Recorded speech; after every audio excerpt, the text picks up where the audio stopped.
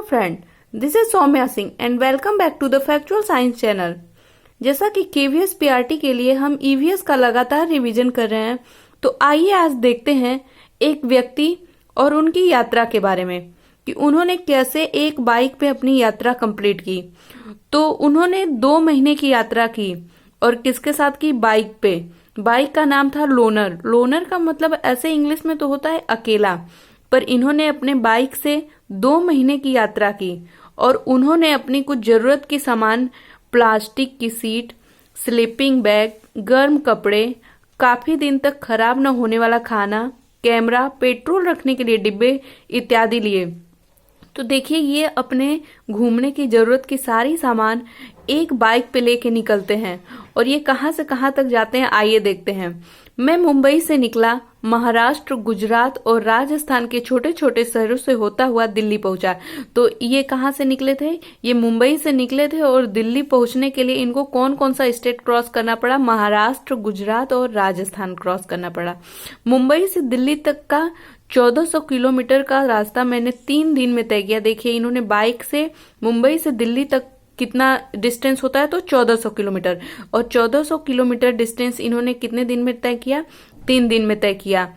मुझे पूरी उम्मीद है कि दिल्ली में मुझे कुछ नया देखने को मिलेगा, पर दिल्ली भी मुंबई जैसी ही है। इतने सालों में मैं थक चुका था एक ही तरह का शहर देखते देखते। तो फ्रेंड्स, यहाँ पे बस इम्पोर्टेंट पॉइंट यही है कि जब ये मुंबई से दिल्ली निकलते हैं तो वहां पे महाराष्ट्र, गुजरात और राजस्थान 3 ऐसे छोटे शहरों को क्रॉस करते हुए वो पहुंचते हैं। और मुंबई से दिल्ली का जो डिस्टेंस है वो 1400 किलोमीटर होता है, जिसे कि इन्होंने बाइक से 3 दिन में क्रॉस किया था।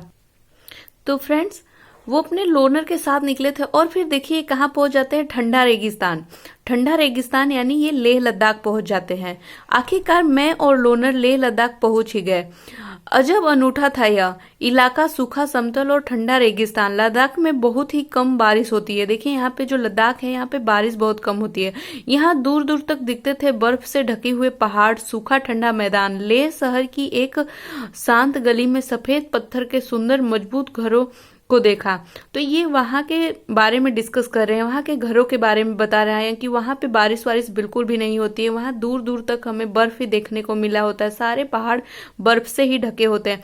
जब वहां पे पहुंचे तो वहां के बच्चे इनका चिल्ला चिल्ला करके झूले झूले बोल रहे थे। तो लद्दाख में झूले झूले का मतलब होता है स्वागत। स्वागत यानी कि वहां पे वेलकम करने के लिए झूले झूले वर्ड्स का यूज किया जाता है।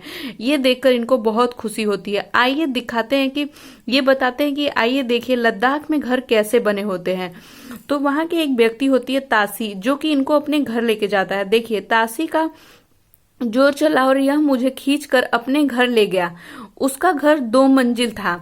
पत्थरों को काटकर एक के ऊपर एक रखकर बना था। उन पर मिट्टी और चूने से पुताई की गई थी। अंदर से घर छप्पर जैसा लग रहा था। हर तरफ घास फूस पड़ी हुई थी। तासी मुझे लकड़ी की सीढ़ियों से पहली मंजिल पर ले गया। उसने बताया कि वह और उसका परिवार ऊपर की मंजिल पर रहते थे, नीचे की मंजिल पर जानवर रहते हैं। तो फ्रेंड्स देखिए, इस पूरे पैराग्राफ में इंपॉर्टेंट पॉइंट क्या है कि जो लेह लद्दाख है वहां पे क्या होता है कि वहां पे बर्फ बहुत ज्यादा पाया जाता है, वहां बारिश बिल्कुल भी नहीं होती है। और वहां पे जो वेलकम करते हैं, किसी का स्वागत करते हैं, तो उसके लिए झूले झूले वर्ड्स का यूज होता है। तो और फिर देखिए यहाँ पे घर कैसे बनी होती है। तो यहाँ पे जो घर होती हैं वो 2 मंजिल की होती हैं और पत्थरों को काट कर बनाई जाती है। पत्थरों को काट कर एक के ऊपर एक रखा जाता है और उसमें चूने और मिट्टी से लेप लगाया जाता है। पूरा लिपाई किया गया रहता है।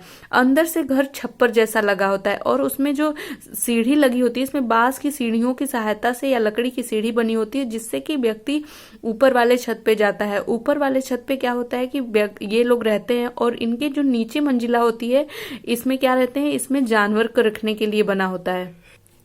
अब देखिए, ये लोग क्या करते हैं कि जो 2 मंजिला मकान होता है, पहले तो परिवार के साथ ऊपर रहते हैं, पर जब सर्दी का मौसम आता है तो ये क्या करते हैं कि ये भी नीचे आके ही रहने लगते हैं। वहां इतनी ठंड पड़ती है कि फिर सर्दी के मौसम में इन्हें नीचे आके जानवरों के साथ ही रहना पड़ता है। नीचे की जो फ्लोर होती है उस पे कोई भी खिड़की नहीं होती है और छत को मजबूत बनाने के लिए पेड़ों के मोटे मोटे तने इस्तेमाल किए होते हैं। फिर तासी इनको अपने घर के छत पे ले जाता है और आसपास का नज़ारा दिखाता है। और ये आसपास का नज़ारा देखते हैं और बताते हैं कि वहाँ की जो छतें होती थी वो बिल्कुल समतल होती है। कहीं पे लाल मिर्च सूखने के लिए डाला गया था तो कहीं पे सीताफल और मक्का। किसी छत पर धान के ढेर लगे थे और कहीं पे उपले सूख रहे थे। तासी ने बताया कि छत उनके घर का सबसे महत्वपूर्ण हिस्सा होता है। यहाँ गर्मियों के तेज धूप से ही बहुत सारी फल सब्जियां सुखा ली जाती हैं। ये ठंड के दिनों में इस्तेमाल होती है। जब फल सब्जी नहीं मिल पाती तो ये क्या करते हैं, ये सुखाई हुई अपनी वस्तु का ही प्रयोग करते हैं। और ये बताते हैं कि इनके घर का सबसे इम्पोर्टेंट पार्ट होता है इनका छत। वहां खड़ा मैं सोच रहा था कि किस तरह उनके घर का हर हिस्सा एक खास सोच से बना था, बिल्कुल वहां के मौसम और लोगों की जरूरत के अनुकूल।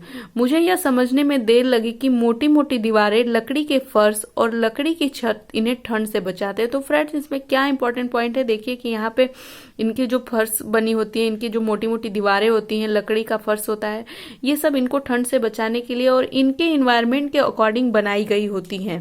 तो फ्रेंड्स, ये रहा मेरा आज का ईवीएस का रिवीजन। आई होप कि आपको ये वीडियो पसंद आया होगा। वीडियो को देखने के लिए थैंक यू।